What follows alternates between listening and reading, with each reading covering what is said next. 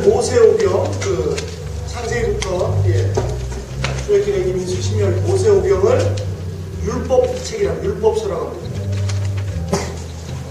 유대인들은 율법서라고 하고, 토라, 많은 사람들이 율법서라고 하죠. 그런데 자세히 살펴보면, 구석구석 살펴보면, 율법에 관한 책이 아니고, 장차 오실 영원한 왕에 관한 책이고, 믿음과 은혜에 관한 책. 오늘 말씀도 보면은, 무슨 제사법, 이렇게 하는 거, 율법에 관한 것 같은데, 또, 이 가운데, 진짜 중요한 메시지가 있습니다. 자, 오늘 말씀은 지성소 안에 언약궤에 대한 말씀입니다. 언약궤는 법궤라고도 하고 증거궤라고도 합니다. 그래서 언약궤를 법궤라고 하면은 율법궤, 율법을 담아놓은 궤라고 오해를 하는데 아닙니다. 하나님의 언약의 약속에 관한 말씀이고 하나님의 임재와 은혜에 관한 말씀입니다. 자, 이스라엘 성전, 그림 하나 보세요. 이스라엘 성전에는 이스라엘 사람들의 성전이 있었습니다. 성전이 있기 전에는 텐트로 된 성막이 있었습니다. 성전에는 성소가 있는데 성소는 거룩한 곳이라고 불렸고 그 안에 지성소, 홀리니스, 매우 거룩한 곳이라고 불리고 있습니다. 성소가 있고 성소를 지나들어가면 지성소가 있습니다. 지성소에는 아무나 들어갈 수 없고 1년에 한 번 대제사장이 반드시 제물에 피를 뿌려야 들어갈 수 있습니다. 근데 지성소 안에 있는 것이 뭐냐면 언약궤입니다. 언약궤. 나무로 만들었는데 나무로 만든 상자인데 그 상자 안에 하나님께서 친히 그 돌판에 십계명을 새겨준 그 돌판이 들어있어요. 또 이 언약궤 안에는 돌판 외에 두 가지가 더 있는데 아론의 싹이란 지팡이하고 만나를 담은 금 항아리가 들어있습니다. 자, 오늘 말씀은 바로 이 상자, 이 언약궤, 증거궤에 관한 말씀입니다. 자, 본문 10절부터 한번 살펴보시겠습니다. 그들은 조각목으로 궤를 짜되, 조각목이라는 것은 뭐냐면 시틴 나무로 하는데 우리가 알기 쉽게 아카시아 나무입니다. 아카시아 나무로 궤를, 상자를, 박스를 만들어라 하십니다. 자, 그런데 어떻게 해요? 길이는 2규빗 반. 이 한 규빗이면 요만큼이에요. 팔꿈치 길이. 2규빗 반이면은 112cm, 1m 조금 넘습니다. 길이는 112cm입니다. 그 다음에 넓이는 한 규빗 반, 67cm, 높이도 한 규빗 반. 넓이하고 높이는 정사각형, 길이는 110cm. 자, 11절, 아카시아 나무로 궤를 짜고 그 궤의 상자의 안쪽과 바깥을 순금으로 입힙니다. 12절, 그 다음에 궤의 가장자리에는 금으로 테를 두릅니다. 그 다음 12절입니다. 또 금으로 고리를 4개를 만듭니다. 고리를 4개 만들어서 양쪽에 2개씩 답니다. 그 다음 13절, 다시 아카시아 나무로 긴 막대, 채를 만들어서 금으로 입히고 그 2개의 막대기를 이 고리에 낍니다. 그래서 제사장들이 멜 수 있게 했습니다. 그리고 15절에 보시면 이 궤를, 이 채를, 막대기를 껴서 그대로 놔둬라 했습니다. 16절. 그 다음에 내가 내게 줄 증거판을, 궤 속에 둘지, 증거판은 뭐냐면 하나님께서 십계명을 새겨주신 돌판입니다. 돌판 2개를 그 증거궤 안에 두라. 자, 그런데 나중에 2개를 더 집어넣습니다. 그래서 히브리서에 보면은 3가지가 나옵니다. 히브리서 9장 3절부터 5절. 또 둘째 휘장 뒤에 있는 장막을 지성소라고 부릅니다. 그 지성소 뒤에 금향로와 사면을 금으로 짠 언약궤가 있고 그 언약궤 안에 만나를 담은 첫째, 만나를 담은 항아리, 금항아리, 아론이 싹이 난 지팡이 2번째, 3번째, 언약의 돌판, 십계명 판이 있습니다.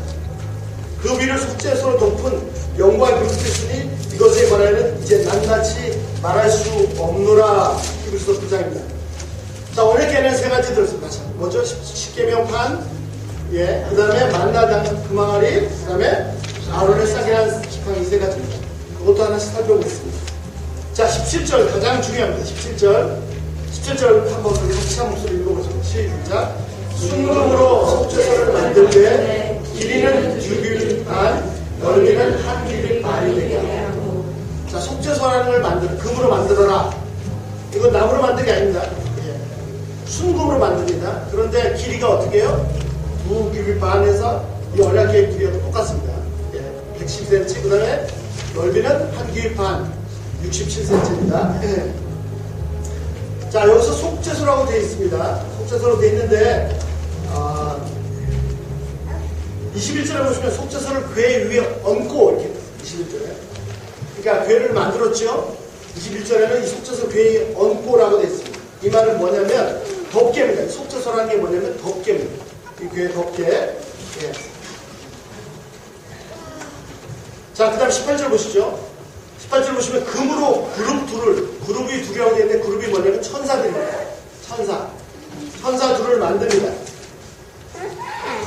그 다음 창세기 3장에 보시면 아담이 범죄한 이후에 야곱에서 추방당하는데 하나님께서 에덴으로 가는 길을 막으셨습니다. 어떻게?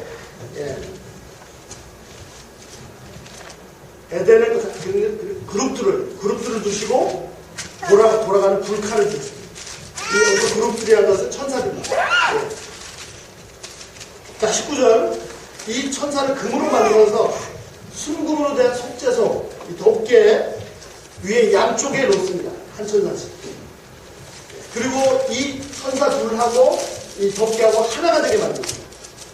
그리고 이 천사들의 날개로 이 뚜껑을, 덮개를 완전히 덮어서 안 보이게 그렇게 만들어라 라고 되어 있습니다.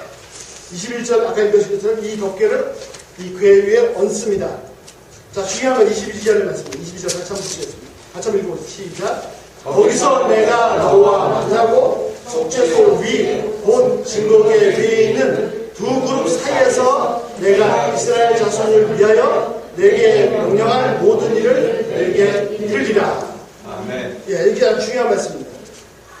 어디서요? 어디서 하나님이 모세를 사람 만난다고요? 거기서, 바로 이 속죄소에서. 거기 어디냐면은 두 천사 사이에서 하나님께서 모세와 만나시고 하나님께서 모든 말씀을 이루십니다. 자, 사람들이 언약궤를 말하면 십계명이 들어가 있는 언약궤 자체를 주목합니다. 그런데 성경을 천천히 읽어보시면 언약궤가 중요하지만 그것이 중요한 게 아니라 더 중요한 것인데, 그것은 뭐냐면 바로 이 덮개입니다. 덮개. 왜 이 덮개가 중요합니까? 왜냐하면 그곳이 바로 하나님께서 임재하시는 곳이기 때문입니다. 그곳이 바로 하나님께서 모세와 만나시는 곳이기 때문입니다. 그것이 바로 하나님께서 말씀하시는 곳이기 때문입니다. 그래서 오늘 말씀은 바로 이 덮개, 속죄소에 관한 말씀입니다. 자, 출애굽기 3장에 보시면 제단에 대해서 설명이 나오는데, 이 제단에서 말씀하실 때도 잘 들여다보면 포커스가 이 언약궤가 아니라 덮개, 속죄소입니다. 6절, 그 제단을 증거궤 그 속죄소 맞은편 증거궤 앞에 있는 휘장 밖에 두라. 그 속죄소는 내가 너를 만날 곳이며. 자, 다시 한번 말씀드릴게요. 가장 중요한 언약궤 중에서도 가장 중요한 것은 언약궤 자체나 그 안에 들어있는 십계명판이 아니고 덮개입니다. 이 덮개 위에서 하나님은 모세를 그리고 죄인을 만나 주십니다. 자, 하나만 더 살펴보세요. 레위기 16장에 보시면 2절에 여호와께서 모세에게 이르시되 내 형 아론에게 이르라. 성소 휘장 안, 즉 지성소 안에 덮개, 언약궤입니다. 덮개 앞에, 속죄소 앞에, 덮개 위에 속죄소 앞에 아무 때나 들어오지 말라. 그리하여 죽지 않도록 하라. 이는 내가 구름 가운데서 속죄소 위에 나타남이라. 언약궤 덮개, 속죄소 위는 하나님께 징재하신 것입니다. 그러나 제사장이라도 대제사장이라도 함부로 아무나 들어올 수가 없습니다. 죄인이 자신의 죄를 가진 그 상태로 하나님을 대면한다는 것은 곧 죽음을 의미합니다. 그래서 이 죄를 용서받기 위해서 죄의 값은 생명이 지불돼야 되는데 재물, 피가 흘려져야 됩니다. 그래서 어떻게 해요? 제물을 가지고 들어가서 그 피를, 수송아지 염소의 피를 제물로 드리는데 그 제물을 죽여서 바로 그 피를 이 속죄소 위에, 언약궤 위에 속죄소 앞에서 뿌립니다. 7번 앞에 위에. 그래서 죄가 용서받은, 죄가 해결된 상태에서 하나님을 만날 수가 있습니다. 죄인이 감히 거룩하신 하나님을 직접 대면할 수 없습니다. 그런 경험 있으세요? 어떤 사람을 만났는데 그 사람의 눈을 맞춰서 눈을 들여다보고 있노라니까 눈이 너무 맑고 심하면 막 내 속을 다 들여다보는 것 같은 하나님을 대면한다는 것은 그것 이상입니다. 하나님과 대면하는 것 자체가 죽음입니다. 그러나 피가 뿌려지면, 즉 죄에 대한 형벌, 죽음, 죄에 대한 대가가 지불되면, 그래서 죄가 해결되면 죄인이 하나님을 대면할 수 있습니다. 하나님을 뵙는 곳이 바로 속죄소이고 생명이 지불되었다는 증거로 피가 뿌려진 곳이 바로 이 속죄소입니다. 자, 이제 속죄소 어떤 게 아시겠죠? 자, 그럼 이제 그 내용을 한번 구체적으로 살펴보세요. 자, 이 궤 안에는 세 가지가 있습니다. 뭐가 있습니까? 예, 십계명판, 아론의 지팡이, 그 다음에 만다가 담긴 금 항아리. 자, 아론의 싹이란 지팡이. 아론의 싹이란 지팡이가 뭡니까? 이 내용은 민수기의 16장에 나와 있습니다. 민수기 16장, 17장에 나와 있는데, 뭐 지금 다 살펴볼 수는 없고요. 제가 짧게 말씀드리면, 민수기 16장에 고라의 후손들이 교만해져서 반역을 합니다. 모세와 아론을 대적을 하고, 그것은 곧 하나님을 대적합니다. 하나님을 반역하는 거죠. 그리고 반역이 이제 징계를 받고 끝났습니다. 끝나자마자 17장에서 하나님께서 뭐라고 말씀하시냐면 이스라엘 12지파의 그 지팡이들을 가져와라. 지팡이는 힘과 권위를 상징하는 거죠.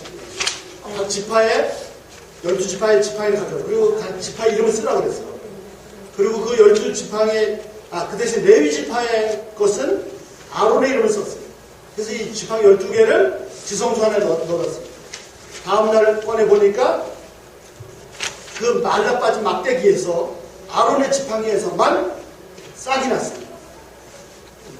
그래서 뭐냐면 하나님께서 그 권위에 대한 도전한 사람들에게 하나님의 권위를, 지도자의 권위를 세워주신 거죠. 자, 말라바 비틀어지기 막대기에서 생명이 쓰게 하셨는데 하나님께서 질서와 권위를 세우시죠. 권위라는 개념은 별로 안 좋죠. 근데 너무 이제 부정적인만 생각이 돼서 그러는데 질서가 세워져야 모든 것이 다 자기 자리를 차지하고 있어야 이게 안정이 되어 있고 평화가 있어요. 질서가 무너지면서 막 혼돈 상태가 되고 다들 불안하게 돼요. 자, 하나님께서 하여튼 권위를 세우셨습니다. 그래서 아론의 싹이 있는 지팡이는 뭐냐면 하나님의 권위를 의미합니다. 민수기 17장 10절 여호와께서 또 모세에게 이르시되 아론의 지팡이는 증거궤 앞으로 돌아가다가 거기에 간직하여 반역한 자의 표징이 되게 하며 그들로 내게 대한 원망을 그치고 죽지 않게 하시리라. 그래서 지팡이는 어떤 의미가 있냐면 반역이 있습니다. 그리고 거기에 대한 하나님의 권위가 있습니다. 자, 두 번째, 만나가 든 금항아리. 만나는 잘 아시겠죠? 출애굽기 16장에 처음에 이스라엘 백성들이 애굽에 나와서 광야에 들어가면서 가다가 먹을 것이 없으니까 불평을 하기 시작했어요. 그러니까 먹을 것이 없으면 어떻게 하는 것이 정상적인 반응입니까? 먹을 것이 없으면 불평하는 게 정상적인 반응입니까? 예. 먹을 것이 없으면 먹을 것 주세요 하는 게 정상적인 반응이겠죠. 애기가 우는 것이, 배고파서 우는 것이 불평한 거니까? 어떤 엄마한테 불평한 거든지. 얘가 배가 고프다가 엄마 밥 주세요, 저 주세요 하는 거구나. 밥 달라고 하면 되죠. 근데 불평을 했어요. 그때 하나님께서 힘이 주셨습니다. 그들은 광야에서 먹을 것이 없으니까 죽는 줄 알았습니다. 우리도 마찬가지예요. 우리도 주머니 돈 다 떨어지면 죽는 줄 압니다. 불평하지 마세요. 하나님 없어요, 돈 없어요 하시면 됩니다. 하나님 그들의 아버지였습니다. 만나는 이스라엘 백성들의 하나님께 대한 불신을 상징합니다. 세 번째, 십계명판은 하나님의 계명이 담긴 거룩한 판입니다. 율법. 그러나 놀라운 것은 40일 동안 산 위에서 모세가 십계명을 받고 있는 동안 그 순간에 바로 산 아래에서 금송아지 만들어서 우상을 섬겼습니다. 그리고 내려오자마자 3,000명이 죽었습니다. 십계명과는 율법과 함께 불순종, 죄를 상징합니다. 자, 세 가지. 하나님의 권위에 대한 도전, 반역. 둘째, 먹어서 달라고 우리를 죽이려 하느냐고 하나님께 대한 불신. 세 번째, 계명을 거스르는 불순종. 우리가 의의를 얼마나 무너뜨리고 얼마나 많이 죄를 짓지 모릅니다. 겉으로 안 짓더라도 속으로. 예. 자, 이 세 가지가 이 언약궤 안에 다 들었습니다. 세 가지 죄가 이 언약궤 안에 들어있습니다.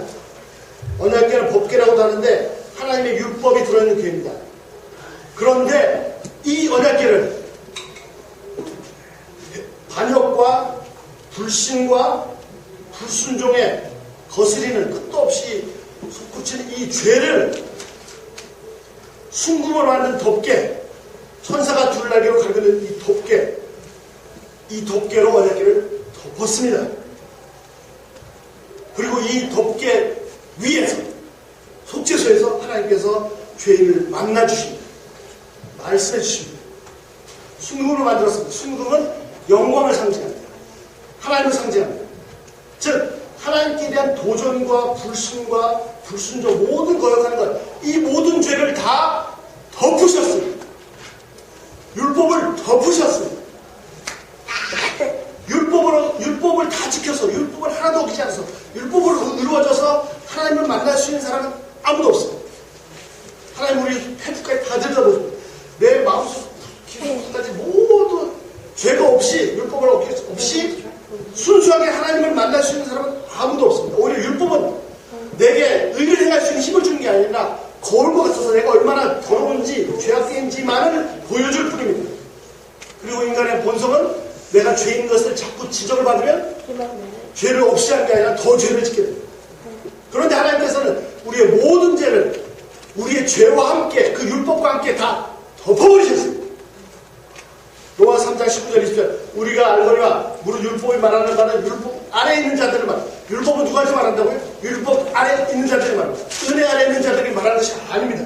이는 모든 입으로 막고 온 세상으로 하나님의 심판 아래 있게 하십니다. 그러므로 율법 행위로 그 앞에 의롭다함을 받을 유치가 없나니 율법으로서는 의롭다 하나님 앞에 무죄하다 될 사람은 아무도 없습니다. 율법은 죄를 깨달음이라. 그래서 율법은 율법 아래에 있는 자들이 말하는 것입니다. 은혜 아래 있는 자들은 그 율법은 소용없습니다. 은혜 아래 있는 자들은 율법의 요구 이상을 성취합니다.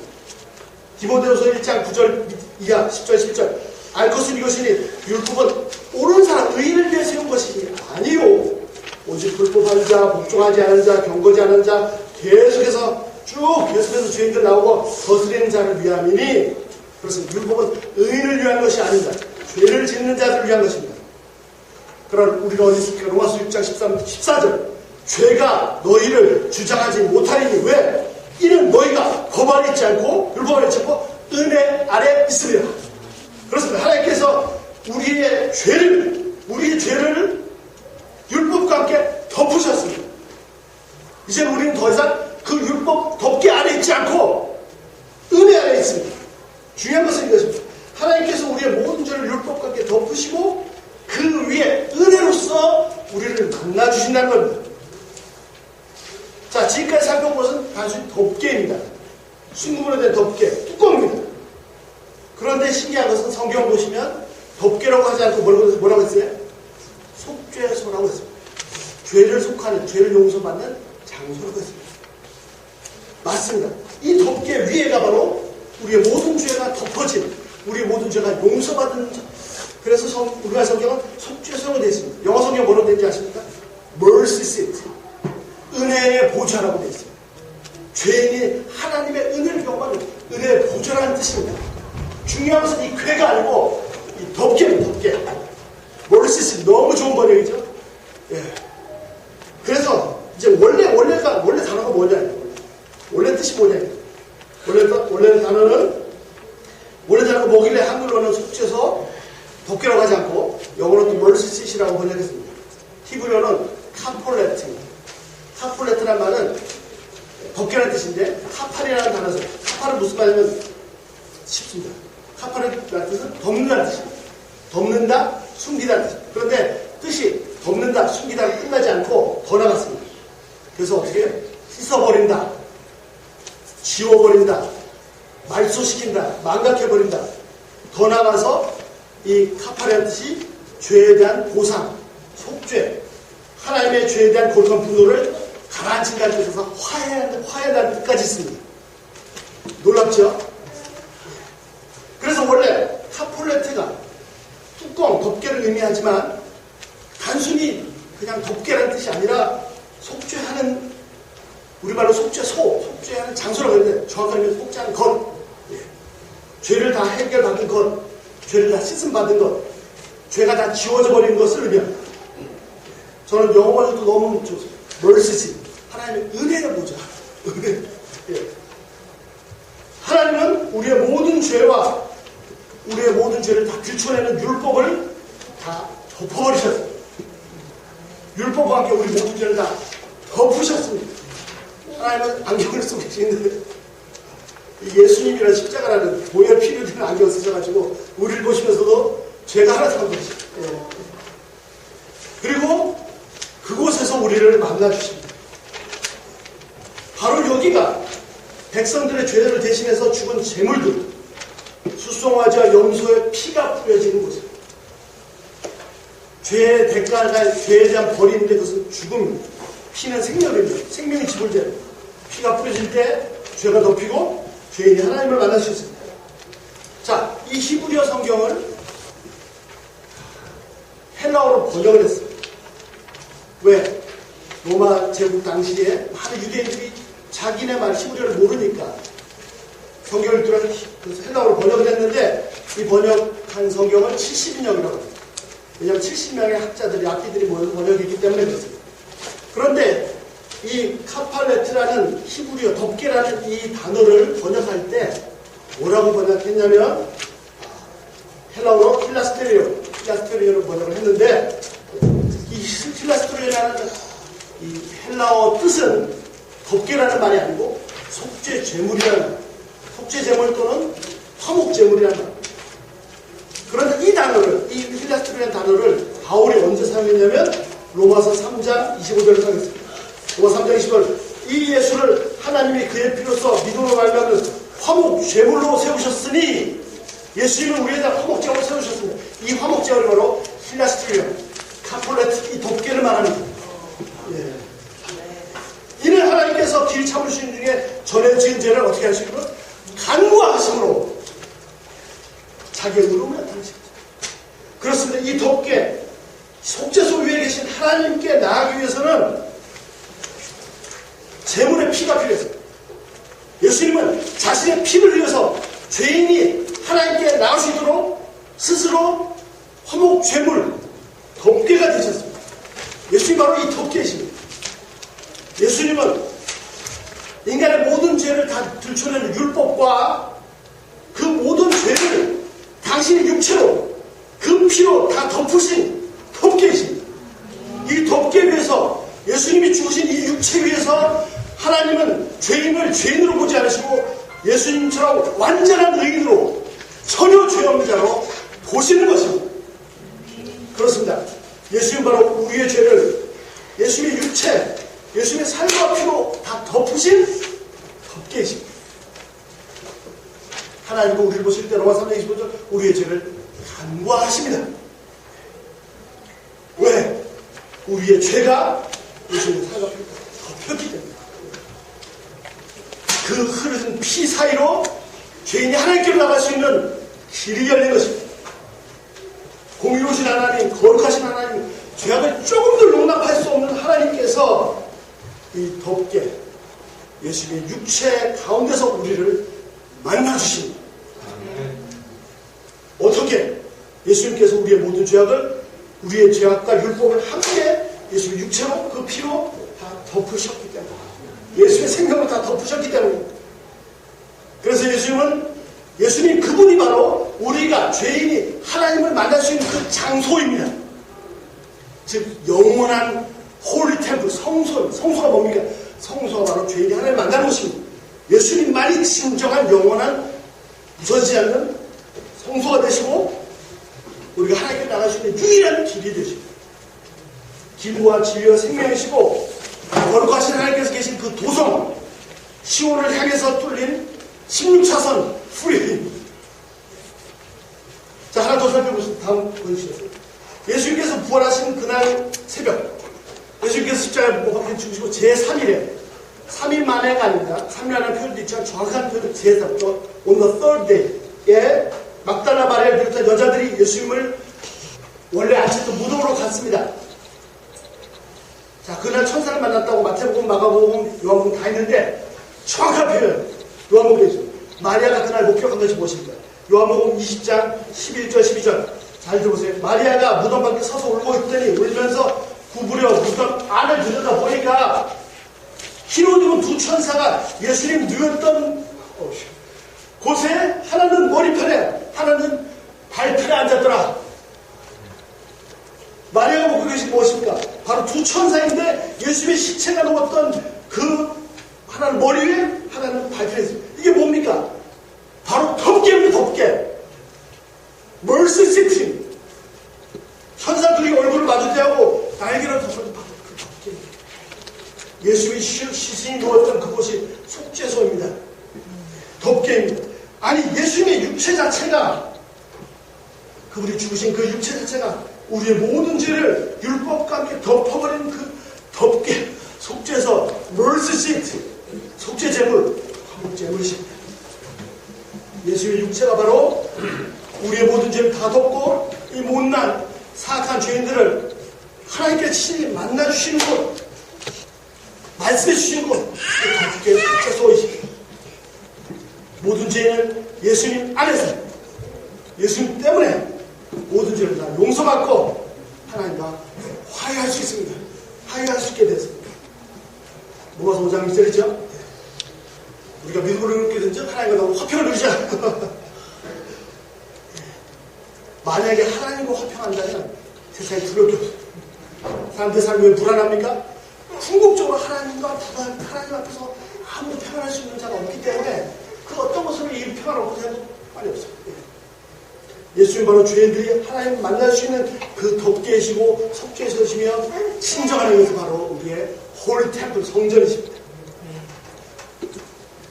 출애굽기 25장 오늘 말씀의 속죄소는 덮개는 장차 오신 진짜 덮개 속죄소가 되시는 예수님의 모델입니다. 모형입니다. 자, 인류 조상 아담과 하와가 범죄하자 하나님께서 인간들을 에덴에서 쫓아냈습니다. 그리고 그 길을 그룹들, 아까 말씀 그룹들 천사들과 천사는 복수입니다. 도는 불칼 단수입니다. 지키게 하겠습니다. 창세 3장 24절 이와 같이 하나님이 그 사람을 쫓아내시고 에덴 동산 동편에 그 그룹들과 두루두는 불칼을 두어 생명하기를 지키게 하십니다. 자, 불칼이 지키고 있습니다. 죄인들이 가면 바로 죽음입니다. 전혀 이 길을 통해서 낙원으로 에덴으로 하나님 나라로 들어갈 수가 없습니다. 생명을 얻을 수 없습니다. 그러나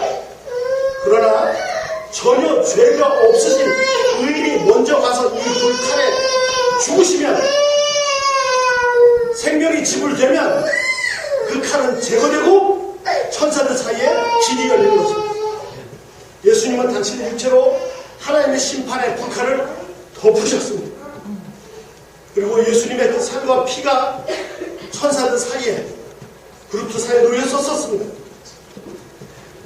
그래서 예수님은 의인으로서 죄인을 대신해 죽으심으로 하나님께 갈 수 있는, 죄인들이 하나님께 갈 수 있는 길을 열어주셨습니다.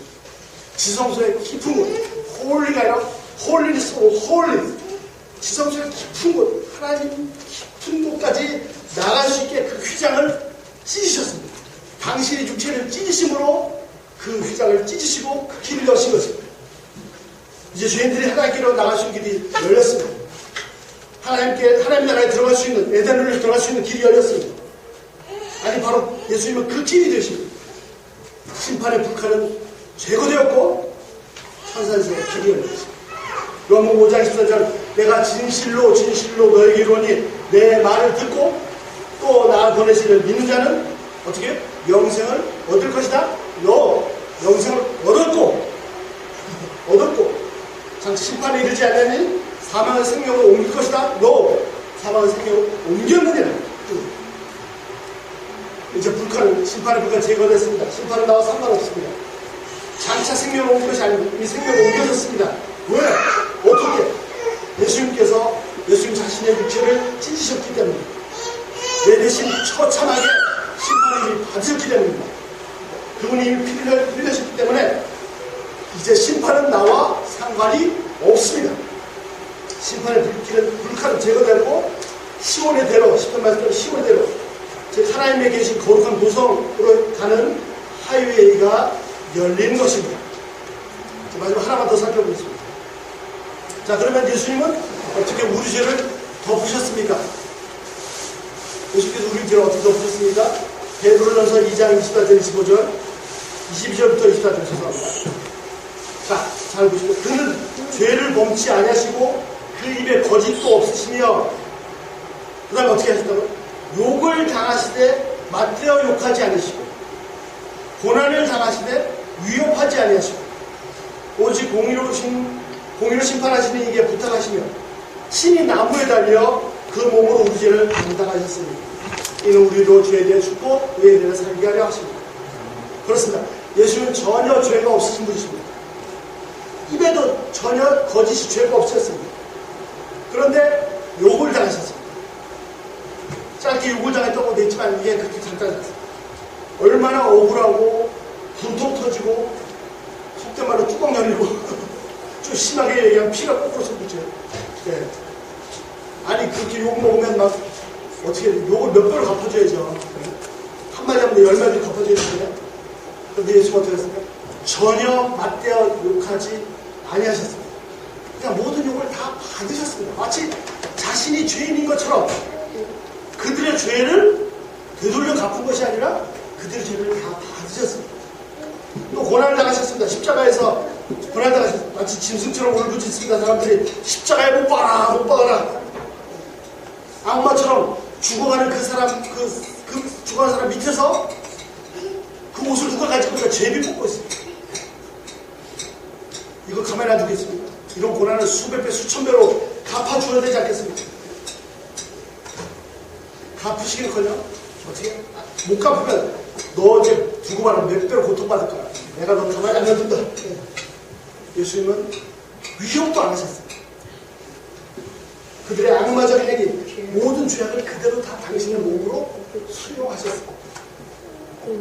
예수님은 그들의 죄를 그들에게 전혀 돌리지 않을 뿐 아니라 오히려 다 받으셨습니다. 어떻게? 친히 나무에 달려 그 몸으로 우리 죄를 담당하셨으니 그분은 우리 죄에 대해서 한 말씀도 안 하시고 우리 죄에서 한 말씀도 안 하시고 어떻게 하십니까? 그냥 내 죄를 지고 가시고서 십자가에서 죽으셨습니다. 우리 죄에 대해서 아무것도 묻지 않으시고 한 말씀 없이 우리의 죄를 다시 육체에 짊어지셨습니다. 다시 와서 피 흘려 죽으셨습니다. 죄인인 내가 죽어야 하는데 그 자리가 내가 죽어야 될 자리인데 예수님이 대신 죽으셨습니다. 그분은 우리의 죄에 대해서 침묵하시고 대신 당신의 육체로 우리 죄를 다 덮어버리셨습니다. 예수님 바로 두 천사 사이에는 덮게 속죄소 mercyseat 은혜의 보좌이십니다. 전에 한번 마태복음 20장 기억나시고 계십니다. 포도 품꾼 비유에 대해서 말씀 나누면서 괄호 넣기도 했죠. 기억나세요? 하나님 나라는 뭐라고요? 기억나시죠? 하나님 나라는 바로 뭡니까? 하나님 나라는 바로 은혜입니다. 예, 이거 평생 잊지 마시고 여러분의 삶에 다른 사람을 내 가까운 아내, 남편부터 애들부터 모든 사람 은혜로 대하기 시작하면 그곳이 하나님 나라. 율법을 제시하기 시작하면 그것도 지옥이 되는 율법. 많은 사람들이 율법을 자신도 감당 못하면서. 예. 자, 오늘 이제 두 번째 관람기 문제 하나 갑니다. 예. 자, 그러면 하나님의 나라는 뭐다? 은혜다. 그럼 은혜는 뭡니까? 하나님 나라다? 오케이. 예, 역시 약간 좀 이렇게 총명 감사합니다. 은혜는 뭐다? 은혜는 뭡니까? 은혜는 덮는 것입니다. 모든 죄와 허물과 약점 눈에 들어옵니까? 덮는 것입니다. 은혜로 덮는 것이죠. 이 덮개가 은혜입니다. 은혜는 바로 덮개입니다. 제가 조그마한 비유, 그냥 말씀 기초에서 그냥 생각 오해하지 마시고, 얼마 전까지만 해도 말부터 속으로 생각만 했어요. 이 사람은 설거지 그냥 놔두는 거야. 죄송합니다. 열심히 얘기 마세요. 그냥 예를 들어서. 그런데 이제는 어떻게? 그냥 제가 합니다. 좀 부끄럽습니다. 이미 설거지 잘하시는 훌륭한 분들 많이 있는데 이제 저는 겨우 거기까지 왔어요. 제가 하고 싶은 얘기가 은혜는 뭡니까? 덮는 것입니다. 내가 덮는다. 그러면 덮으면 뭐죠? 하나님. 그것이 에덴이고 그것이 천국입니다. 죄를 보면 그 죄를 죄인에게 추구하는 것은 율법입니다. 얼마나 많은 사람이 율법 노릇을 하는지 몰라요. 그것이 계속 못해요. 사람이 점점 더 악해집니다. 자신도 악해지고 지적받아서 더 악해지고. 그러나 그 죄를 지적하는 것이 아니라 내가 대신 감당하는 것이 바로 은혜입니다. 아멘. 아니 나는 감당 못합니다. 예수님께서 나무에 달리셔서 당신의 죄를 이미 감당하셨습니다. 예수님께서 우리 죄를 다 감당하시고 십자가에 죽으셨습니다. 그리고 제자들에게 말씀하시고 뭐라고 말씀하시죠? 날마다 자기 십자가를 지고 나를 따라가. 우리가 날마다 지고 가야 될 내 십자가는 뭡니까? 다른 사람들의 허물과 내 아내의 허물과 약점, 내 남편의 약점, 자녀들의 허물과 약점, 내 주위에는 모든 사람들의 허물과 약점을 내가 덮는 것이 바로 내가 날마다 져야 될 내 십자가이고 그곳에 생명이 있고 그곳에 하나님의 나라가 임합니다. 아니 예수님이 이미 다 졌어요. 예수님이 자기 십자가를 지고 오라고 하시지만 내 몸에 싣고 가며옵니다. 이미 예수님 다 지셨어요. 나는 그냥 같이 흉내만 내는 거예요. 자, 괄호놓기. 하나님의 나라는 뭐다? 은혜는 뭐다? 덮는 것이 감사합니다. 로마서 1장 14절 다시 한번. 죄가 너희를 주장하지 못하리니 이는 너희가 법 아래 있지 않고 은혜 아래 있습니다. 그렇습니다. 우리는 더 이상 율법 아래 있지 않습니다. 은혜 아래 있습니다. 혹시 이렇게 지내다가 우리 가운데 저 사람 왜 저래 이런 말 하는 사람 있으면 우리 안에 율법 안에 있구나 은혜 아래 있지 않고 이렇게 하시는 분입니다. 율법을 제시하고 계속해서 죄를 짓는 것은 죄를 지적하는 거죠. 율법을 제시하고 계속 죄를 지적하는 것은 다 같이 고통으로 지옥으로 저주로 같이 가는 겁니다. 그러나 율법을 알지만 율법을 누구보다 더 선명하게 알지만 알기 때문에 내 육체로 모든 죄악을 덮는 것 바로 이곳에 우리가 하나님을 만날 수가 있고 하나님의 말씀을 들을 수가 있고 음성을 들을 수 있고 하나님의 나라가 이루어지고 그것이 바로 하나님의 임재하신 은혜의 보좌이고 은혜의 덮개입니다. 이 은혜가 우리를 이미 덮었습니다. 아멘. 이미 덮었습니다.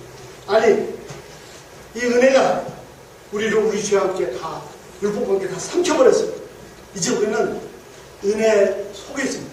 이 덮개 아래에 있는 것이 아니고 위에 있습니다. 그 속에서 우리는 여러분 한 분 한 분은 그 하나님의 한없는 은혜와 사랑과 함께 그 영광을 모을 수 있습니다. 영광을 충만히 평안을 충만히 누리시기를 기도합니다. 기도하겠습니다.